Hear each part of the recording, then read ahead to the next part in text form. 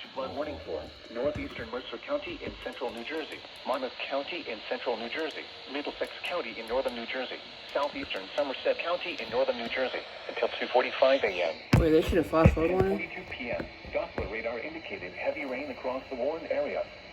Between 1 and 1.5 inches of rain have fallen. Additional rainfall amounts of 0.5 to 1 inch are possible in the warned area. Flash flooding is ongoing or expected to begin shortly. Hazard: flash flooding caused by thunderstorms. Source: radar. Even this one?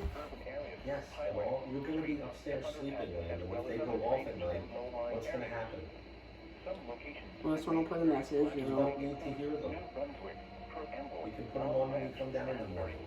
Sandy Hook, Somerset, Edison, Middletown, Old Bridge, East Brunswick, South Brunswick, and Sayreville.